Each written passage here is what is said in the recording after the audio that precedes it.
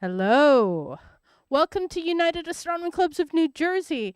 I will answer your question after the talk. But welcome in. There's, I think, a couple people who are probably going to be wandering their way down here and need time to get settled. Uh, s- Hello to the people online, because that is right. We do live stream this on YouTube and Twitch.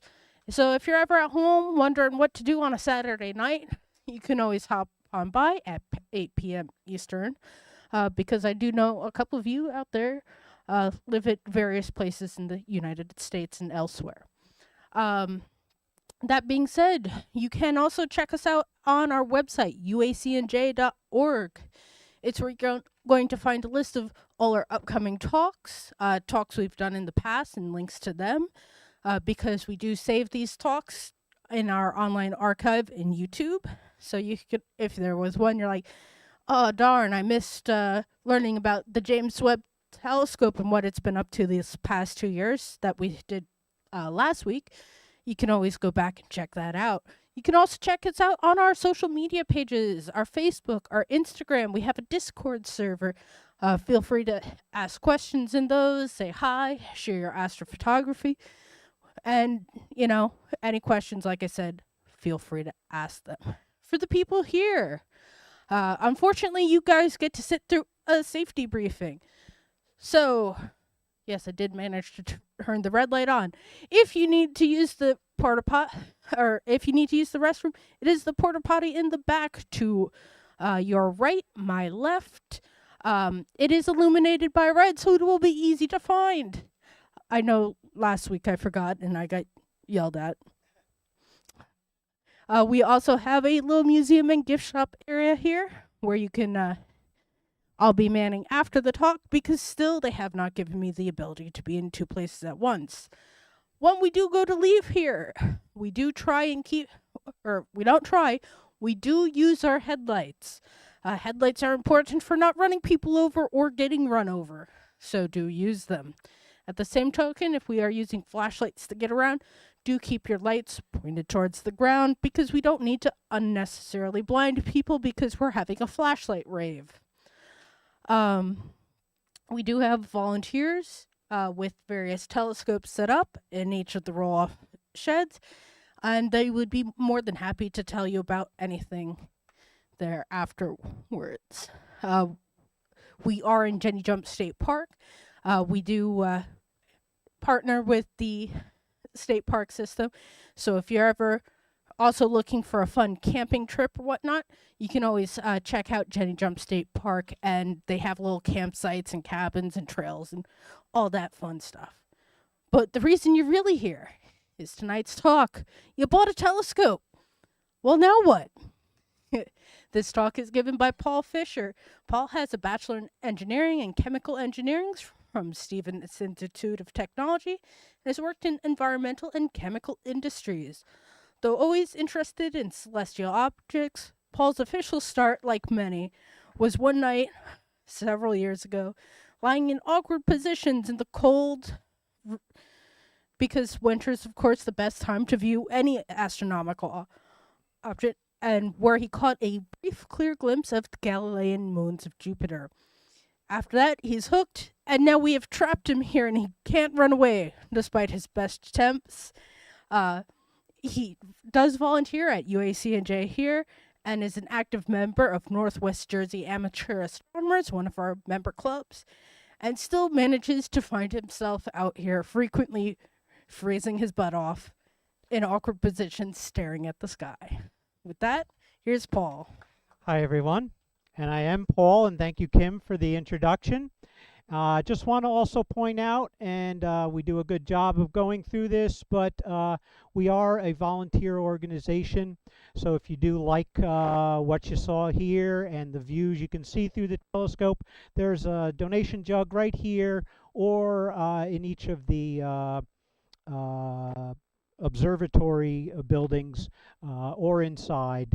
If the spirit moves you, please do generate. We operate on a little bit of a shoestring budget a wing and a prayer. So please, every dollar that you do give goes a long way. So we would appreciate that. All right, I'm going to switch modes here. I'm going to get rid of this and start the program I prepared for this evening. And here we go. And looks good. You bought a telescope, now what? And a lot of people will just jump in and buy a telescope. A lot of the introductory books that you might buy on this hobby actually recommend that you don't do that right away. So I didn't do that 100%. I did, as Kim said, started with a pair of binoculars and looking up in the sky, but then I quickly bought a telescope. Some books recommend that you wait a year before looking at stuff in the sky. Why a year? Right. It gives you time this to isn't save a cheap up. hobby, so that it does make some financial sense to make sure that you want to go through it. But also, there's a physical reason, and that physical reason is because it takes how long to get around the sun. So to see the entire sky, you would have to wait a year to see it. So that's part of it. All right, and also don't forget, you might have noticed this is our programs page on our website, and you might have noticed you can't read these right now, but I'd like to specifically mention Ken Taylor, Dan Kirby, and Mike Spalletti, who also all have an introductory to astronomy talk that is given up here. So you have many opportunities, and they all have different focuses, and these gentlemen have done an excellent job putting a presentation together. So please also take a look at their introductory to astronomy presentations. A war story already? Well, the good news is that in my bio, Kim took care of the war story already, so you don't have to listen to it again. But they are interesting. It was sitting on a roof, and actually I ended up lying down because it's very advantageous to hold the binoculars very still so you can actually see something. And then I looked up at a particularly bright object in the sky. I had no clue what I was looking at. I guessed it was a planet just from general knowledge, but I had no clue, and I didn't know. And I saw something similar to this. Now it's very dim, this photograph for our live audience, so I put in some arrows to help with that. But you might be able, if you're in our live audience, to pick out the little dots underneath the arrows here. And those little dots are something that makes this object very interesting. And this is something very like what you might see in a good pair of binoculars on your own, looking at them. So this you can see these objects, and these 4 objects that have arrows associated with them are actually the Galilean moons of Jupiter. All right, and they are called the Galilean moons because some famous guy saw them and made some conclusions based on them, and we started ushering in some of the most impactful science that the modern society has ever seen based on these observations. So that was indeed Jupiter. And one of the motivating reasons why I thought it was cool, I'm an engineer. First of all, I've always thought science was cool. But now I am observing for myself and experiencing myself, and it was not discovery for humanity, but discovery for myself, some of the science that happened hundreds of years ago.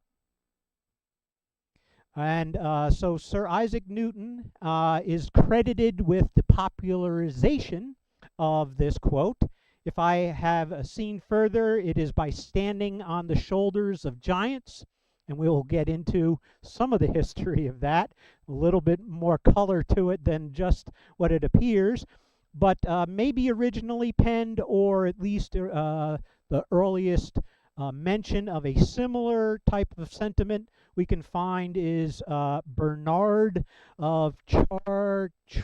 Oh boy, where's the notes? Chartres.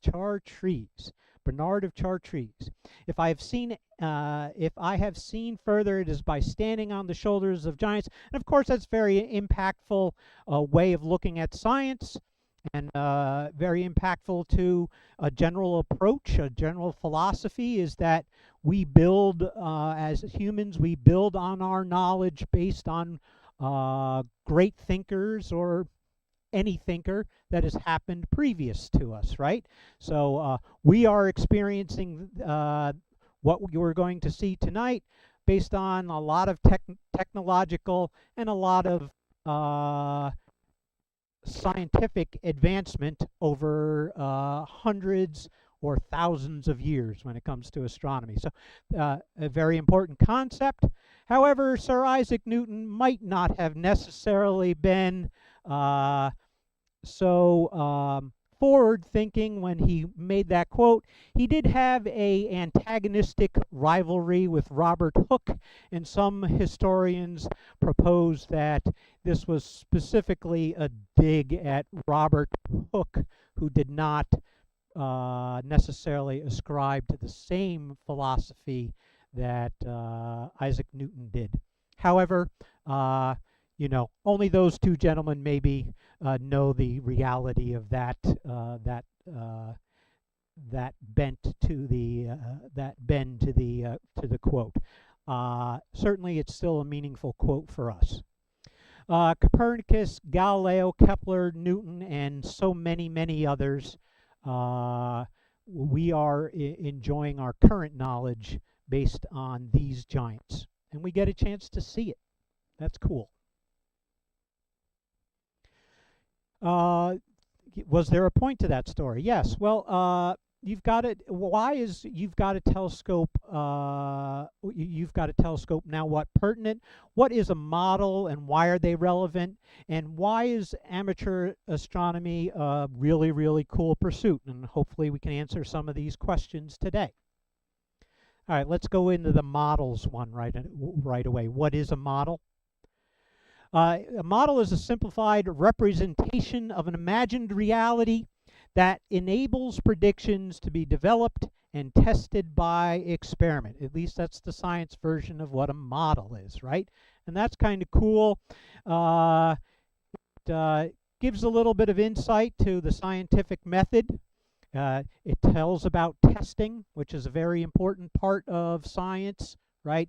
The difference between science and other philosophical approaches to knowledge is that science needs to test conclusions by experimentation. Okay? I need to see the numbers in order to believe it. That's science. Science, philosophy, religion, etc. universally agree that humans exclusively use models to understand reality. That's true, right? No, not at all. That is a philosophical question that has been debated since there has been philosophy. Can we experience objective reality directly? And the answer is probably no. Considering the fact that we know that particle physics exists, that we have really very little reference to, it impacts us very indirectly, and things on a grander scale, cosmologically, likely don't impact us very much on our day-to-day life either, right? So there is certainly, at least, a variance based on the scale or your frame of reference. So certainly, models help us understand things that we are not directly experiencing, or whose direct experience is a little difficult for us to get into our heads. So models are very useful. All right. For instance, the celestial sphere. Where did I? What? There we go. Sorry.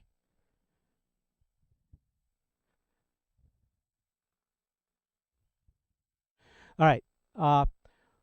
For instance, we know that there was a debate back in history between the geocentric and the heliocentric model, whether the Earth was the center of the universe or the sun was the center of the universe, or maybe, as we learned later, in modern times, it's the center of our solar system only, and not particularly interesting otherwise. All right? So that was a very contentious debate, in fact, wasn't it? People were put to death or sentenced to a life at their at home. Some of the most notable scientists of the time for suggesting that the Earth was not the center of the universe. We have since learned that the reality of that situation is that the star, our sun, and our planet around it is not particularly interesting, except to us, but for the rest of the universe, it's pretty typical. However, we're going to forget that we know that, because we're going to use a model. And that model helps us understand what's going on in the sky. We know it's wrong, but it helps us figure the sky out a lot easier. So we use it because it's a model to help our understanding. This is called the celestial sphere.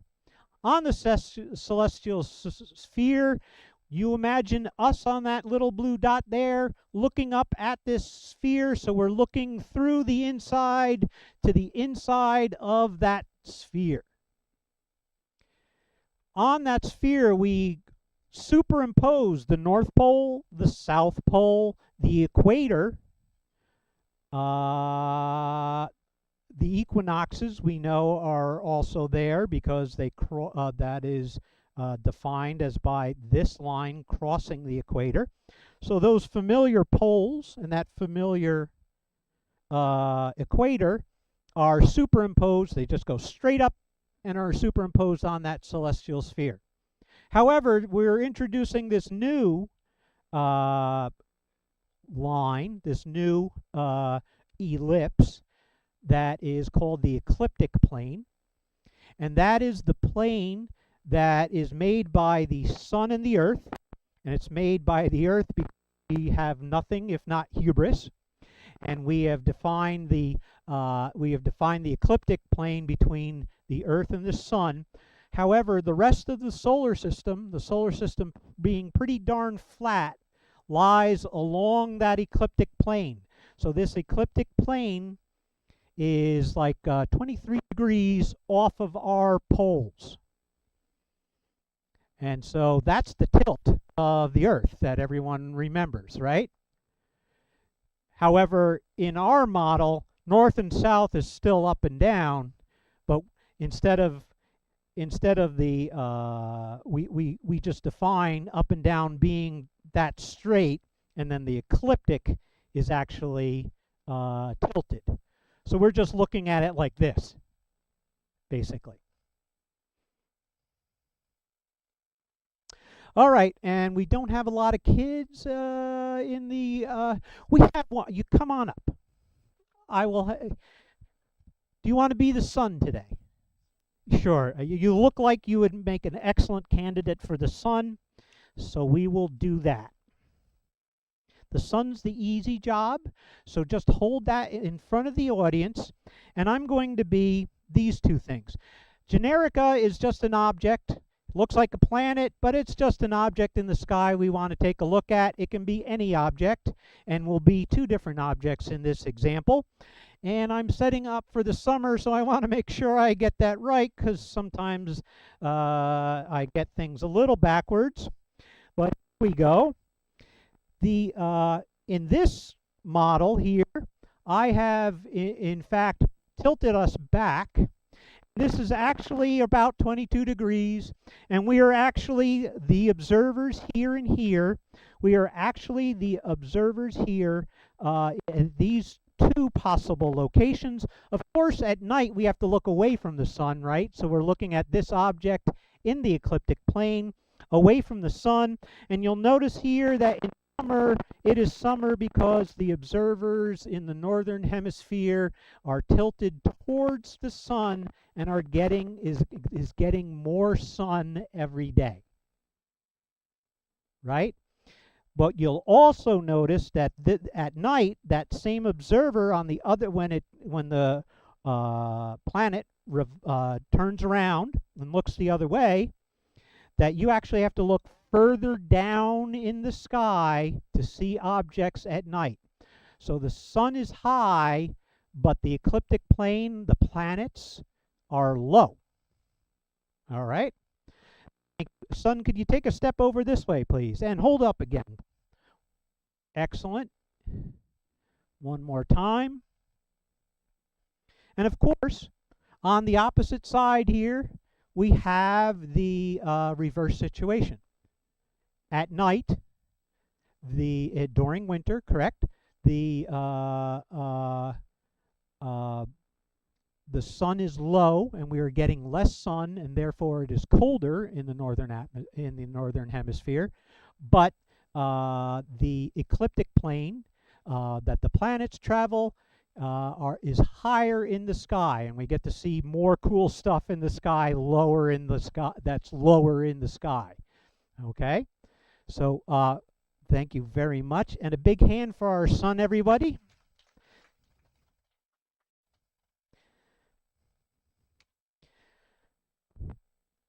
So that's the power of the celestial sphere helping us understand what's going on in the sky.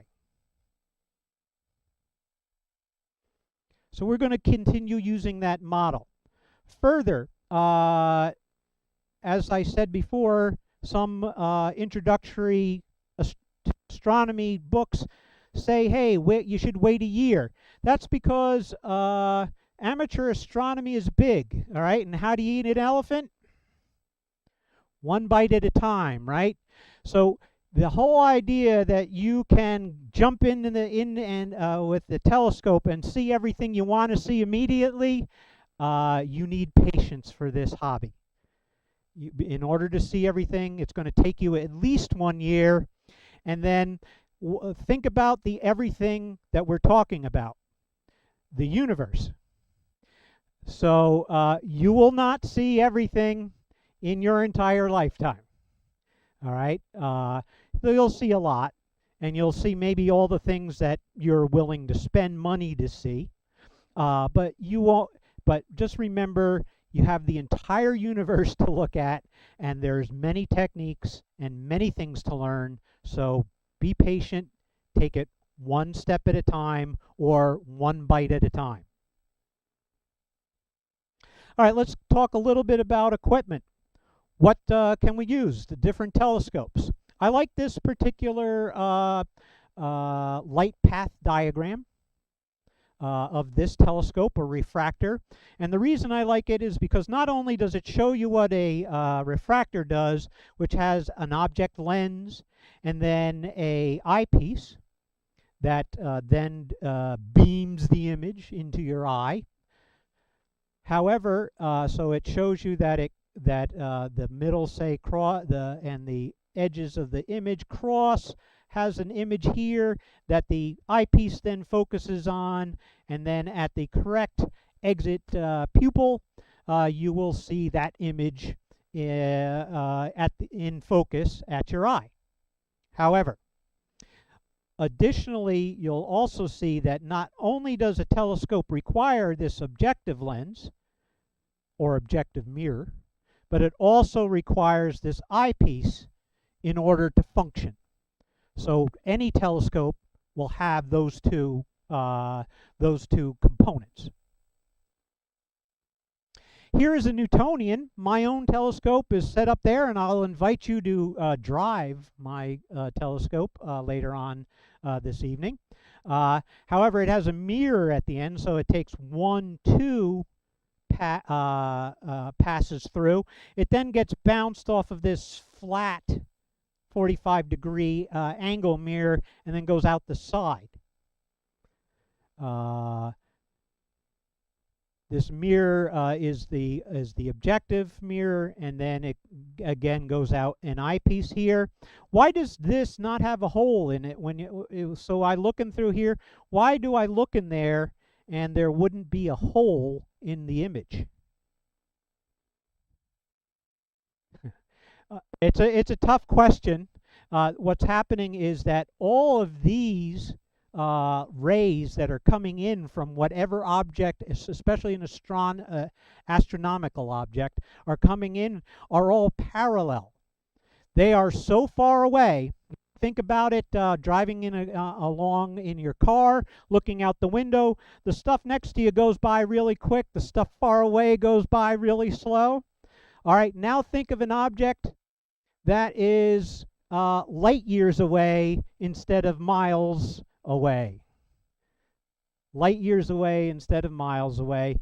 That object goes by really slow. So what that's basically saying is that the image here and the image here and the image anywhere entering the telescope is the same image. So you see the same image regardless of having something small in the way. The only thing you might notice, that if your eye's really good, is if this object is too big and blocks too much light, is that you'll get a dimming of the image because you're getting less light because that thing is in the way. So you get to see the same object, it might just be a little dimmer. But well-designed telescopes, you won't notice it. All right, another popular telescope, many of which are set up on the lawn or in the observatories, are this catadioptric type configuration, and this is a Schmidt-Cassegrain, where it travels not twice like the Newtonian did, but 3 times through it. So it's a very compact scope because it's actually 3 times longer than what you're looking at, just because of the light path. So what's a telescope's purpose? Telescope's main job, we can all agree to this, is to make small objects that are far away bigger to look at, right? Yeah, that's a trap because that's not the only purpose. It collects light. It's a light bucket.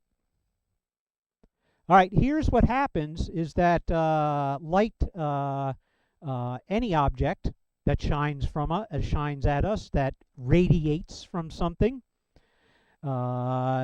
is subject to flux by the cross-sectional area you're viewing it through. So the cross-sectional area, everyone knows, on a circle varies with the square of the radius, correct? So that's why we have a square here. We have the radius squared. So the naked eye, we know, is about 6 millimeters in diameter, making the radius 3 millimeters, and we just divide it by itself, the 9 here, to come up with the quantity 1, because we're using that as the reference. A 4-inch telescope has a cross-sectional area ratio of 287, and the 8-inch telescope about 1,200 times. That means the amount of light that you are collecting through an 8-inch telescope is 1,200 times what you would collect through your eye. One eye. I should have put that in there, but that's one eye. Now, that is why one never looks at the sun without properly shielding the objective side of your telescope from the sun's rays, because you're multiplying it by a large number and then feeding it into your eye. You're already told not to look at it with your naked eye. I'm sure most people do, even though you're told not to, but definitely don't do it with a telescope.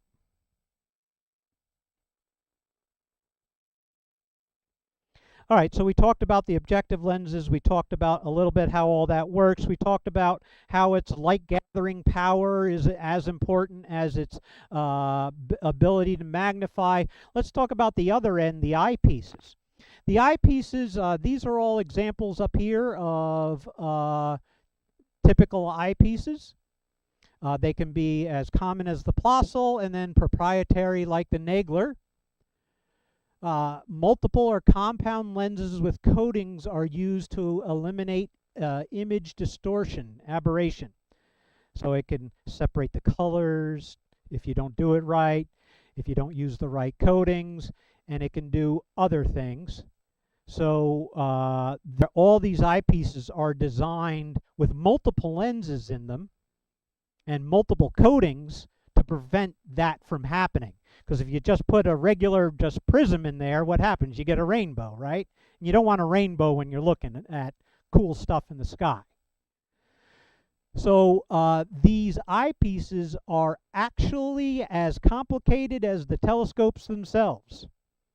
And so you might expect that they're about as expensive as the telescopes themselves, and you'd be about right. They're a little cheaper because they're smaller and compact, but good eyepieces can cost as much as a medium priced telescope. So that isn't to be underestimated when one wants to start investing in this hobby. The focal length is expressed in millimeters and is typically right on the eyepiece, so you know what you're looking at. You can get them in two standard sizes, 1 1/4 inch versus a 2-inch. The 2-inch will give you a larger field of view.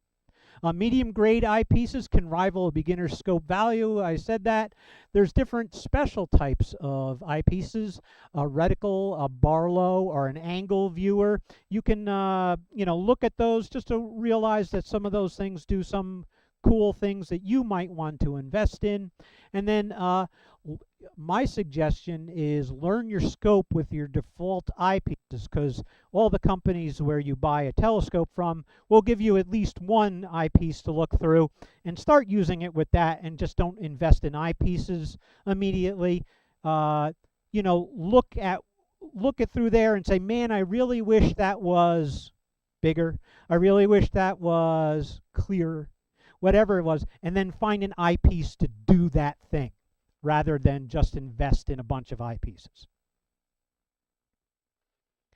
Some eyepiece terminology is exit pupil, that's the image height exiting the eyepiece. Eye relief, how close your eye has to be to achieve that image focus. A apparent field of view, which is a inherent to the eyepiece itself. And the manufacturer always gives you that number, or should, but my experience, they do. And then the true field of view, which is a calculation which we'll go into based on the focal length of your telescope versus that focal length. Where did I mention focal length? Oh, the apparent field of view, the focal length of your eyepiece. It's simply a ratio. So you have the telescope, you have your eyepieces, you're ready to go, except you're now floating in air instead of somehow connected to the ground. Let's talk about mounts a little bit. There's two types: the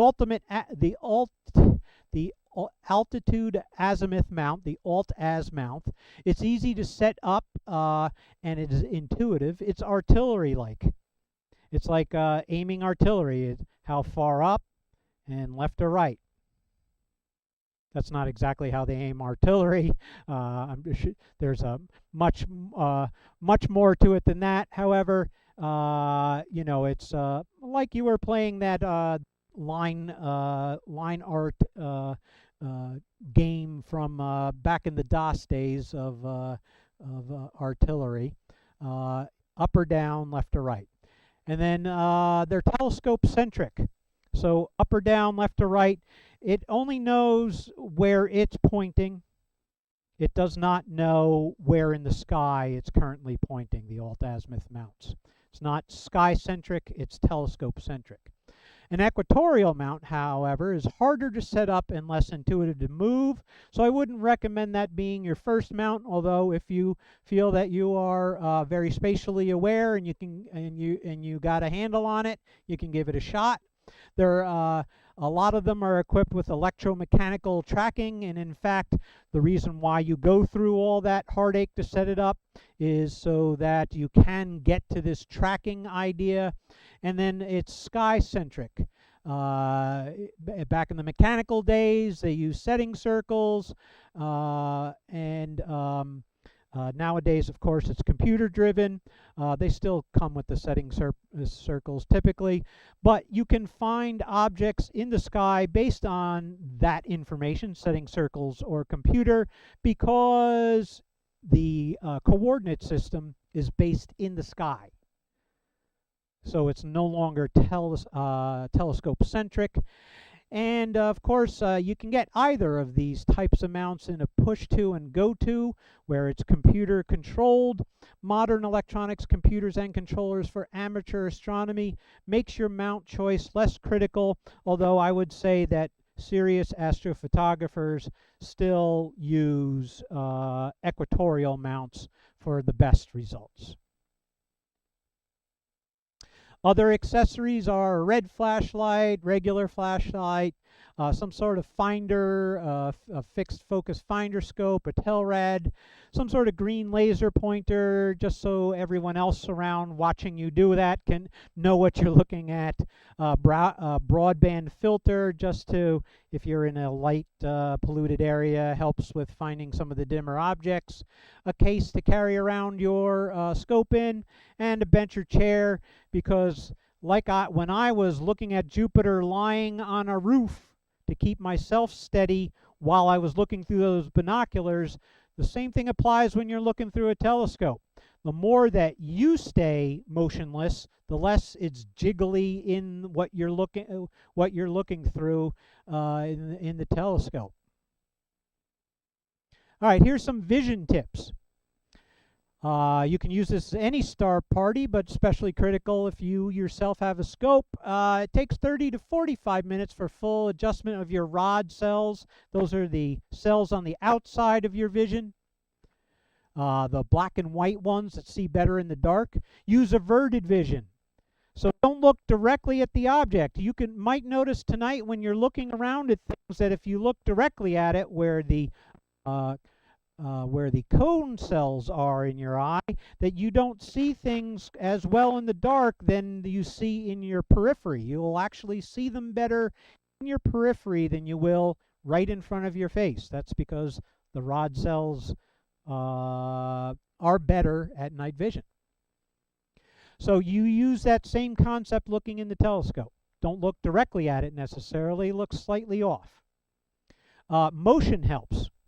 Not only does the telescope can move, but you can actually move your eyes around, and that still counts as motion as far as your brain's concerned.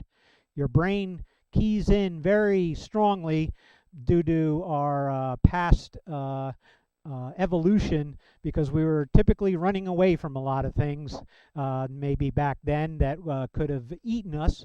And what we want to do is be aware of them even at night and be able to see them. So your brain, through evolution, keys in on things that move.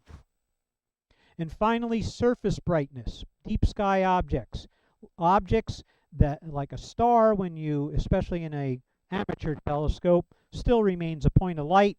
It doesn't have a quote-unquote surface brightness. However, if you're looking at a large nebulae, or if you're looking at a large galaxy, or you're looking at even a planet, the more you expand the image that you are looking at, the more it is spread over an area, and the dimmer the object, each piece of that object becomes.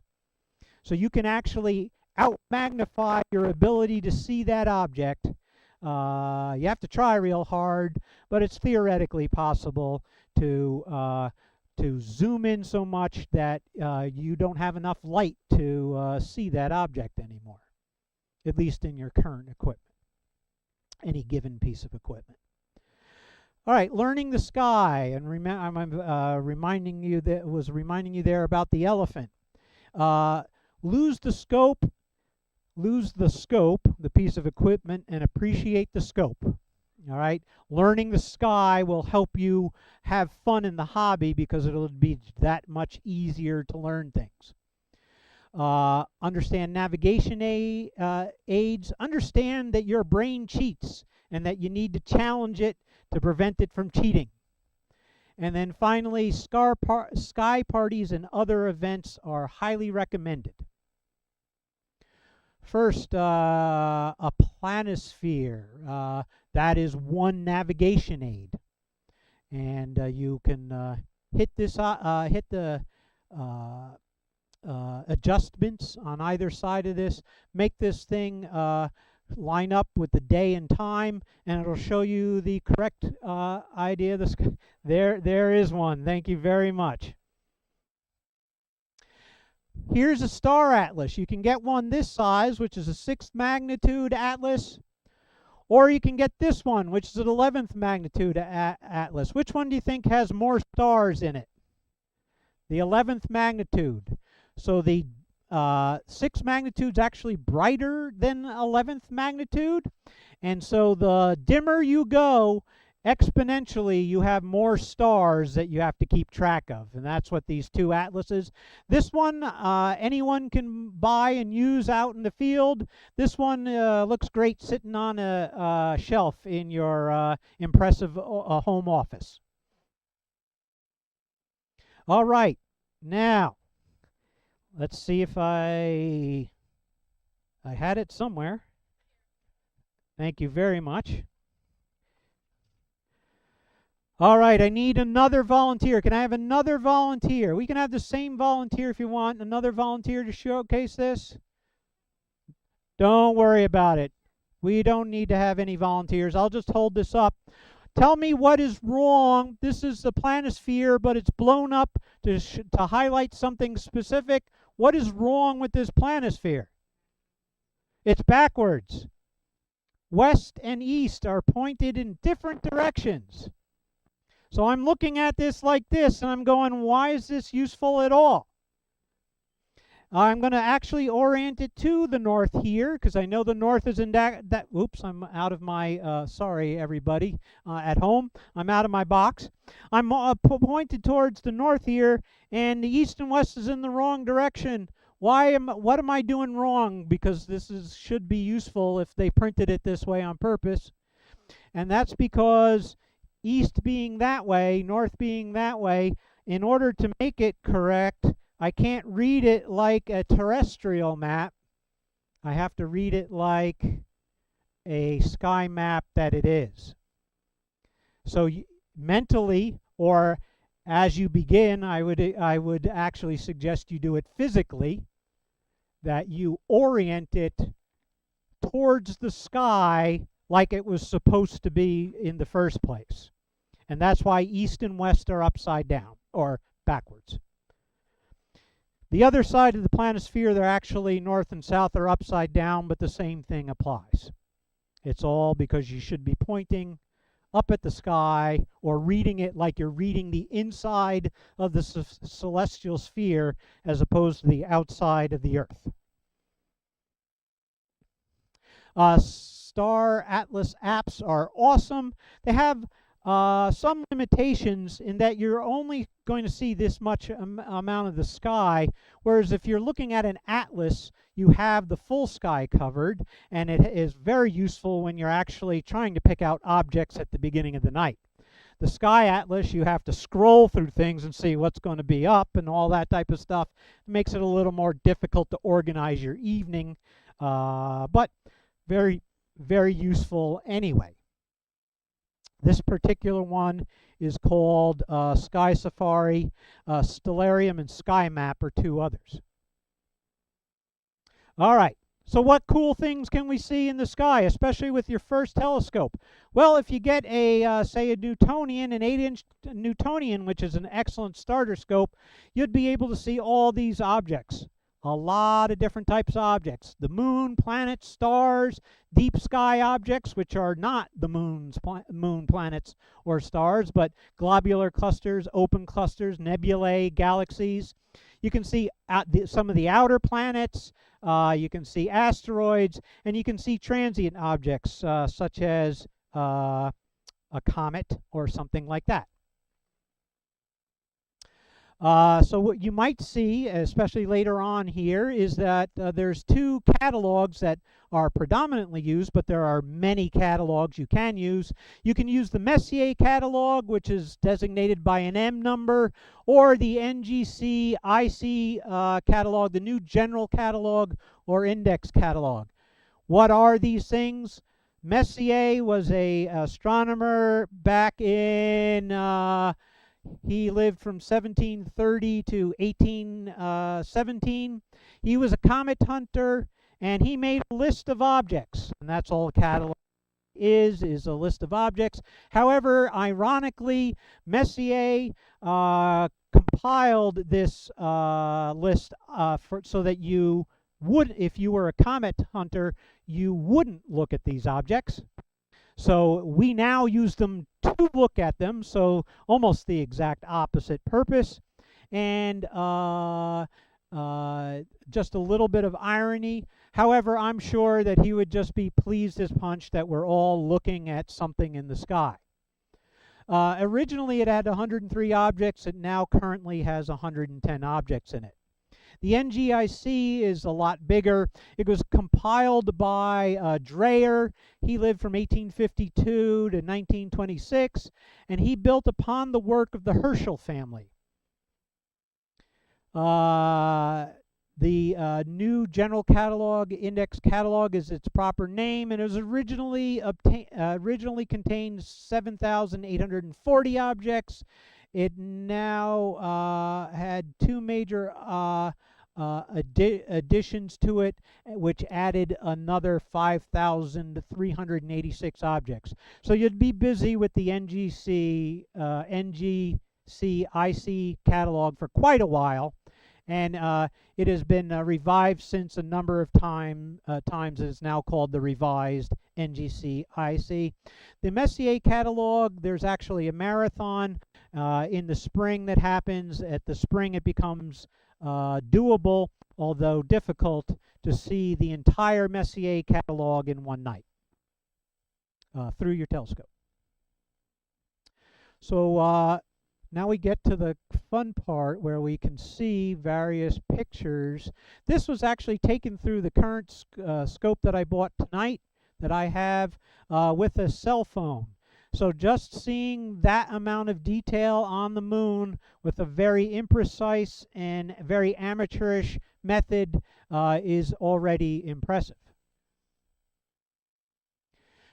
Looking at stars, you can see the various magnitudes. These are stars, and this is also a star. One of them is a lot brighter than the rest of them.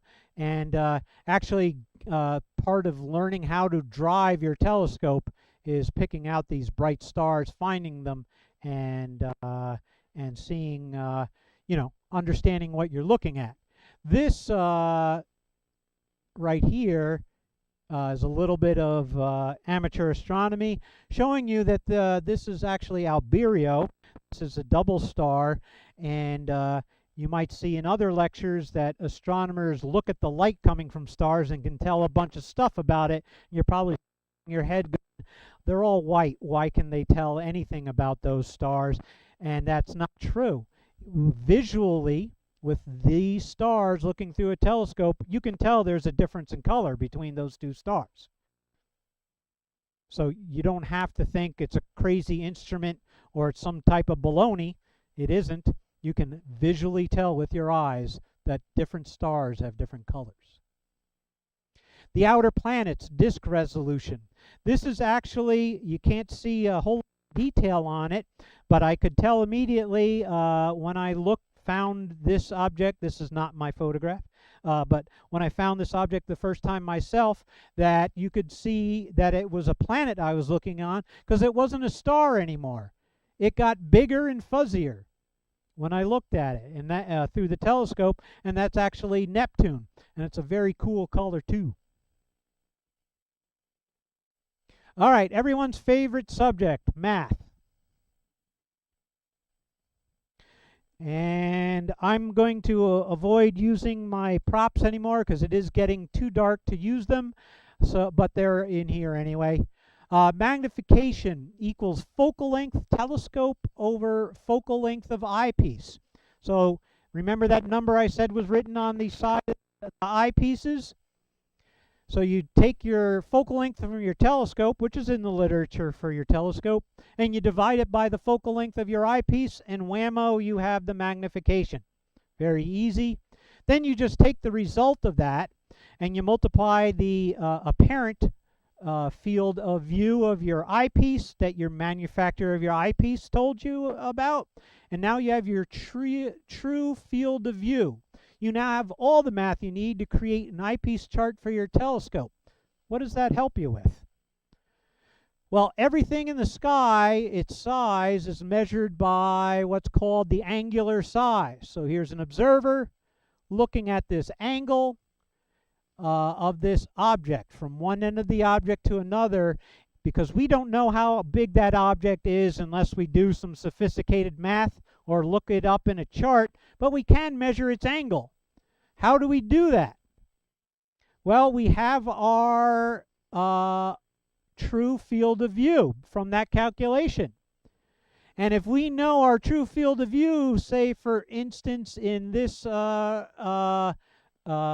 example was a degree across, we know that that object, because it looks like it fits 4 times across that eyepiece, is maybe a quarter of that, which would be 15 minutes of arc. So we know that object is approximately 15 minutes of arc. And then we could use that information to pick out another eyepiece, one that maybe zooms in better but encapsulates the whole view. Likewise, if we're using somebody else's telescope or somebody else's eyepiece and we have no idea how big it is, but we know the size of the object, then we can back calculate our specs on either the eyepiece or the telescope. All right, let's talk a little bit about coordinate systems. The alt-az we talked about as an alt-az mount, but what does that mean? Azimuth is how far east of north you are in degrees, as sitting here on Earth, or altitude is how far above the horizon you are in degrees.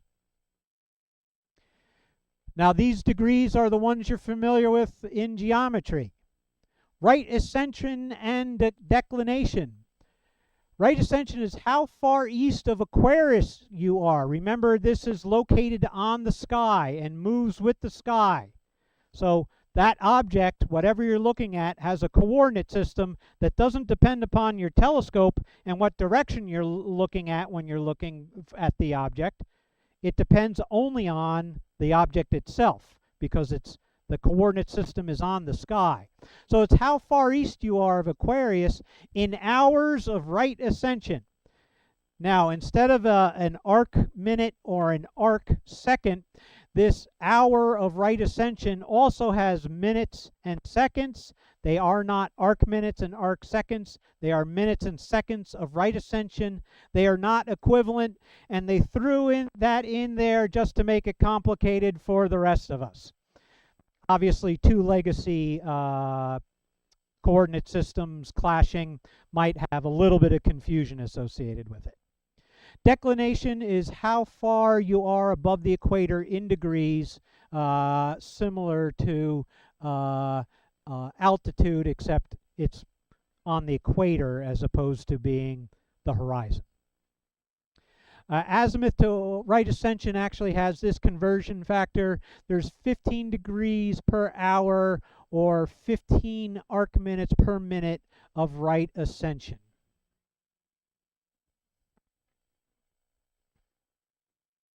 One more technique we're going to talk about tonight.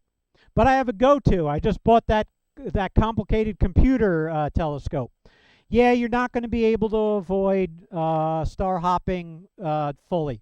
You will have to know at least alignment stars, and you will have to know how, if I'm off a little bit from my object, I'll have to know a little bit about, I can see the stars here, I think I'm here, I need to move it in this direction. So you need at least the basics of star hopping in order to use even a computer mount. You'll learn the sky much better knowing star hopping, and besides, finding objects this way is fun. So here's Bob. It's an imaginary constellation.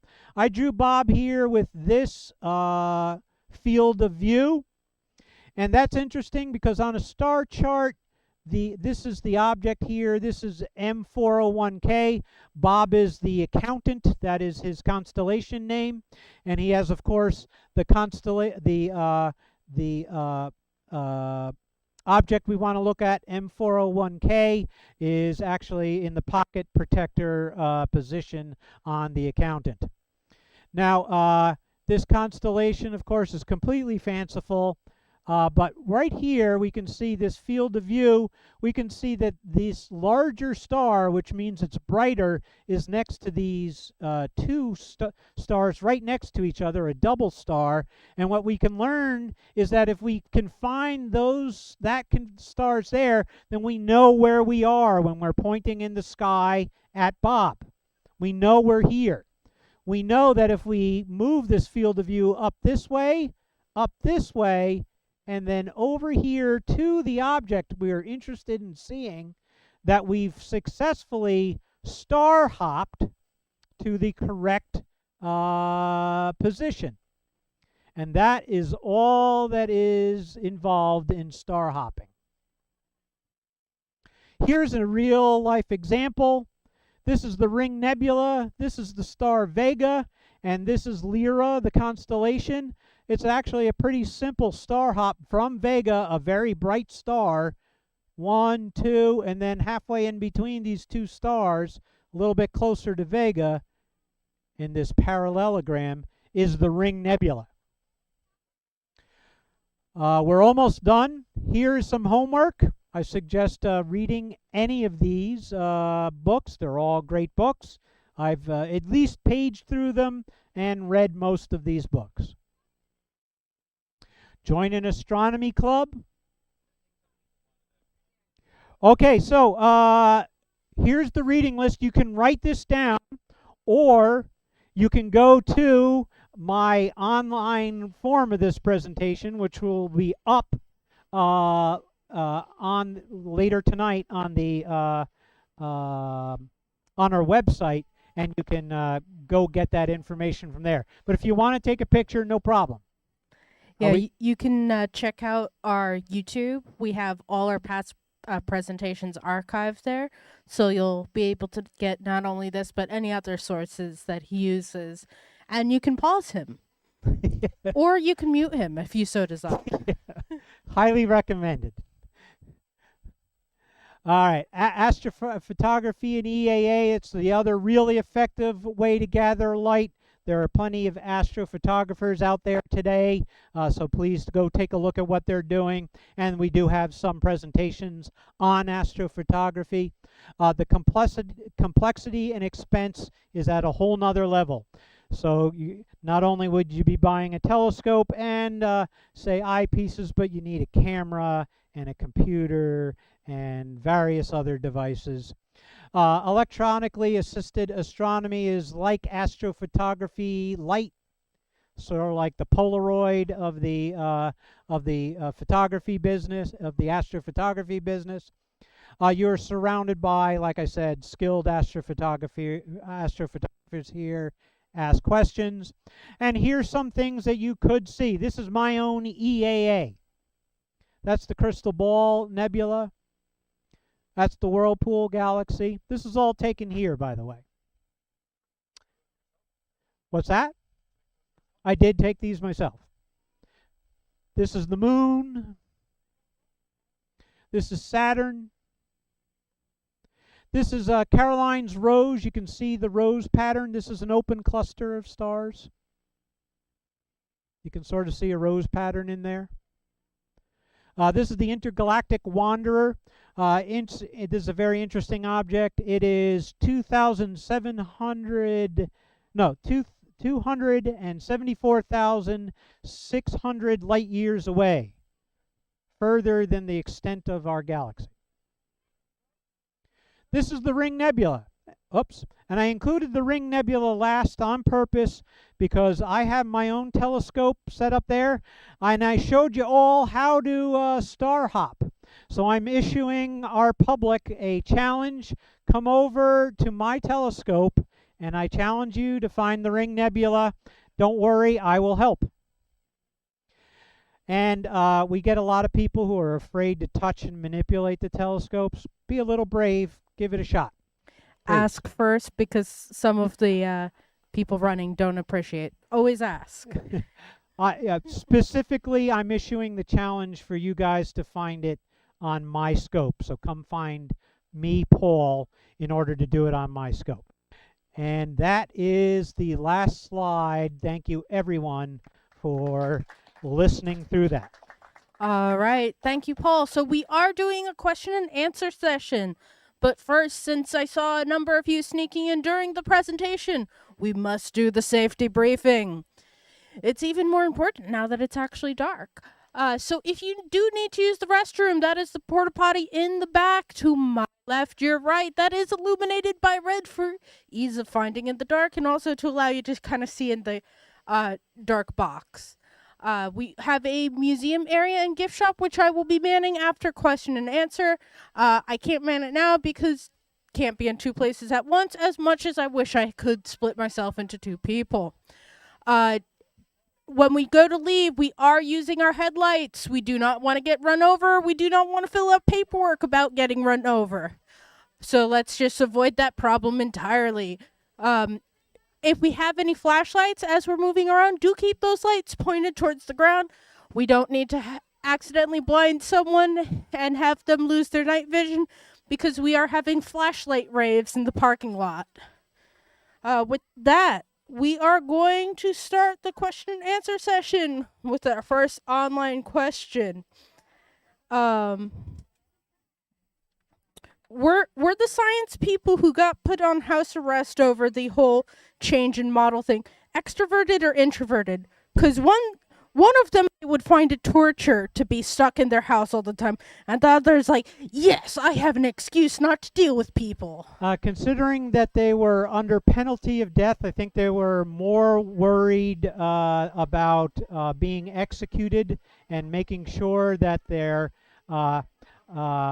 maybe that their scientific ideas did not die, but at the same time, they did not agitate the powers that be at that time any further. It was not a friendly time for science living during those years. Science and some of the powers that be were just not compatible at that time. All right. So were there any questions out there? Perfect. I see one waving their hands about, and that's important because I am night blind. I've been looking at a Paul, you said earlier with the eyepieces, you're talking about exit pupil. So if I just give you a theoretical, let's say you're looking at Jupiter and you have an exit pupil of 10 millimeters and your eye's 6 millimeters. What do you see? Are you just missing like the top and bottom of Jupiter at that point? No. So it's the distance that you need to be away from it, not the distance of the width of the image. Okay. So it's actually exit pupil comes into a lot of importance because naturally we'll move forward and back if it's our own eye we're looking through, but if you have to move the lens of a camera or your glasses are getting in the way, that's when you'll really notice exit pupil. All right, so our next online question, people online, you have it easy, you can just type. I realized I didn't go over it for people here. I'm night blind. I've been staring at a phone screen which is lit up, which is why sometimes apps are not the best thing to use. Completely night blind. So when you raise your hand, you have to do like the gentleman in blue did and wave it about just like you don't care until I get to you with the microphone. Because if you stop and put your hand down, you blend in and you become one with the void of darkness. I'm a T-Rex. My vision's based on motion. So our next online question. If you were to buy eyepieces, would you be better off buying the eyepieces singularly or like in the kits vendors like Celestron have? I think unless you know that you can use a good bit of that kit to buy them singularly, especially if you're just starting out, might be the best way to do it. Of course, some of these things come up on the used market for a good bargain, so I'm not scaring you away from getting a good bargain. Or if you're, really already chugging along in your hobby, but I think an individual investments might make a little more sense, especially since you have the option of, say, Barlow's. A Barlow will multiply whatever eyepiece you have by whatever that Barlow is. For instance, you can easily get a 2 times Barlow. Now instead of one eyepiece, you have with a Barlow effectively 2. However, if you buy 2 eyepieces of different size, now you have 4 eyepieces thanks to that Barlow. So I would take maybe a little more conservative approach to buying eyepieces. Right. Was there another question out here? I hear crickets and other excited children over there. And I see a lot of pointing, I think, but not necessarily hand raised. So our next online question is, do you have to make an eyepiece chart or is that just helpful? That's just helpful. The Sky Atlases, and so as you get a little more sophisticated, you might move into some guiding or some electronic steering of your telescope. Those programs will put those reticules up on your Sky Atlas by themselves. You just have to input the information for your telescope. It will do that division for you. Not that it's a tremendous help, but at least you don't have to do that little bit of math. And then it'll actually put those right onto your Sky Atlas, so you can actually see the stars you should be seeing through your eyepiece. All right, question out here. All right, so last call online. Get your questions in. If you have a question, I always like to give them a little extra bit because stream delay's a thing. By the time they get that message, we've already moved on to the next question. And that next question is, for right ascension and declination, why did they choose Aquarius as a marker and not like the pole star or something else? Why Aquarius? I can't tell you why. That's an excellent question. If I had to guess, and this is just a guess, so don't take it as, but we do have various lines of such as used to be called Greenwich Mean Time. I'm sure it's called something else now. But we have arbitrary, based on the history, lines that we've determined that's the standard, that's from where we begin. And they usually have some sort of significance based on modern navigation, the history of modern navigation, or in this case, probably based on some sort of decision about, say, the vernal equinox, something like that.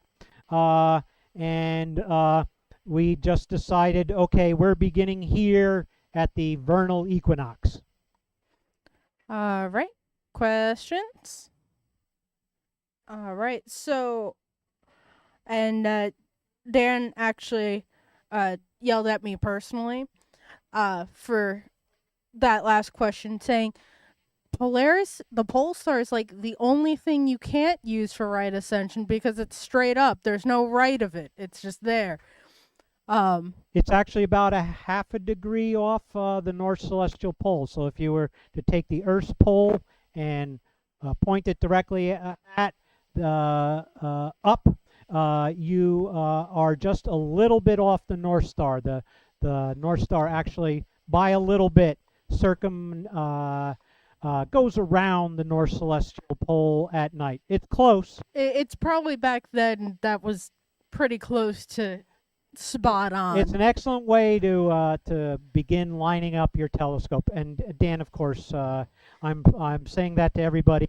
Dan's an accomplished astrophotographer and gives his own talks on these subjects, and he's very aware of that difference. All right, so our next online question: how can I tell whether a telescope for sale? I'm assuming this is like if you find it on Facebook Marketplace or like eBay or a yard sale, whether it's worth buying or is it just a piece of garbage? So I would definitely buy some, or not buy, but somehow acquire, but buy is one typical way to get it. Some sort of a beginner's guide to astronomy, and they will typically recommend a good starter rig. And as long as you are somewhere in that vicinity of that starter rig, you're probably not going to go wrong. However, I would have a look through it before you actually purchase it, just to make sure that something isn't out of whack when you look through it. So ask whoever you're buying it from whether you can set it up and take a look through it. But definitely, in general, I would steer away from the real low investment, a couple of $100, $100 or less. Those are toys for young kids, and then but you might want to. There are some cheap that will be okay and won't kill the hobby for you. Right. But you do have. He does have a point, and we do have a talk online about that. The frustration being that if you buy too low end, you don't end up getting to see much in the way of cool things, and it might be frustrating for you. You want enough of an investment.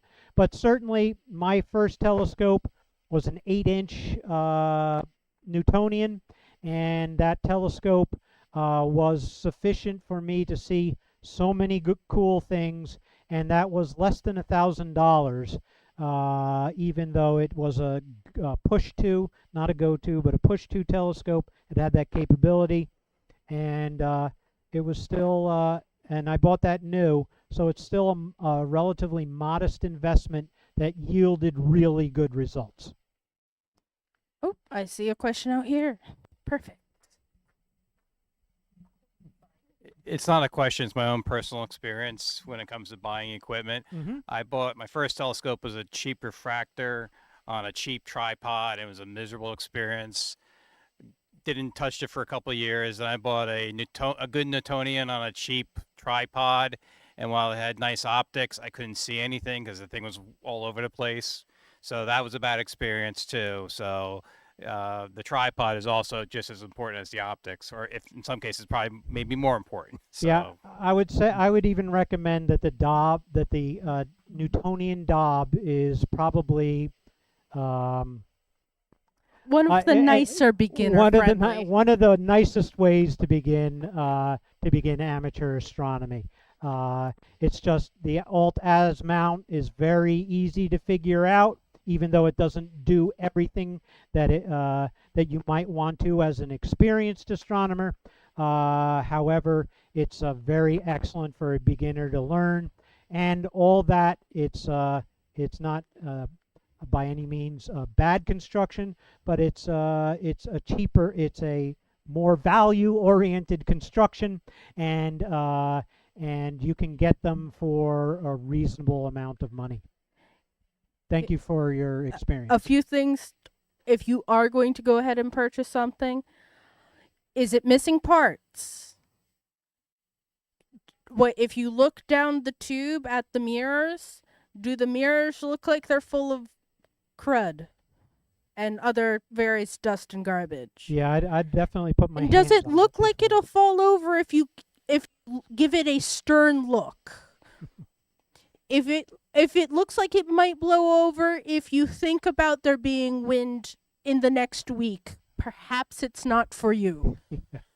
Yeah, you just use common horse sense for buying anything new, but definitely put your eyes through it first. And like I said, if you'll get these same recommendations if you purchase a beginner's guide first before investing. So hypothetically speaking, say you jumped the gun, you saw a telescope for like $100. We've all done it. I like I said it. Typically, they recommend you wait a full year. I certainly did not wait a full year before investing in an actual telescope. But go ahead, sir. Oh, I was gonna say, so what do we do with that telescope then? Is it like worth keeping around, or just like abandon it? No, don't abandon what you've already invested in. If your zero is now, there's no sense in going and reinvesting in something else, right? So you want to your biggest value is using what you already have. However, it depends upon. May I ask if this friend of yours, I'm being kind, if you or whoever invested in the telescope, what telescope do they have? What type of mount? it's a tripod. A tripod. Very small. You might have a smaller, not a hobby scope, but maybe more of a younger person's beginner type of scope. That you can might be able to point that at the planets and be able to see something interesting, but you're really not going to see deep sky objects with a small scope like that. Does it look like this? It looks like this. So don't throw it out. Find your local astronomy club. Chances are it's not going to be great, but it can be usable if you have someone knowledgeable guiding you. If you are like me and sitting in front of the directions going, I understand none of this, you will want to throw it out. At that point, if you have decided that telescope is not for you, and you can either list it on Facebook Marketplace or whatever, but you can, chances are, also donate that to the local astronomy club, and they always have someone who is willing to take these scopes. This is a fork type mount. It's an alt-as mount.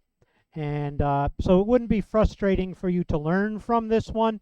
But like I said, the moon and the planets are going to be your objects to see through this one. Deep sky objects are going to be less than fulfilling through this, if you can even necessarily find them. Some of the things like Andromeda, maybe you'll be able to see the center of Andromeda through that. Any of the other maybe binocular type of objects you can might see through that, but you're not going to get great views through a telescope like this. So don't throw it out. Point at those objects, learn, and then but your next investment should be a little more robust, so to say. But don't throw never throw an object you can learn from out, especially if it's a fork mount and it's an alt-as type of mount. They're easy to learn. Knock yourself out with it. Yeah, it's just like I said, you might have better luck if you find that knowledgeable person to guide you than trying to read a book on it and do it yourself. Because not gonna lie, I had something like this as a kid, and I got tossed in the dumpster because I couldn't even find the moon, and yeet. Yeah, I did a lot of self-study, but that's me. That's how I learn from reading and from books. Somebody else helping you is always helpful. I've learned a lot about astrophotography and other tips here also. So it also depends on your learning style. Certainly, though, what Kim is saying about joining an astronomy club, just being around smart people. Some of the smart is bound to rub off on you. And there's some really hobby, and I'm not including myself in that category. Right. So it looks like our online questions have ended. Were there any last minute questions out here? Right. With that, thank you, Paul, for a great talk. Thank you, everyone here who's joined us, not only in person but online. And with that, clearer skies and better seeing. All right. Thanks, everyone.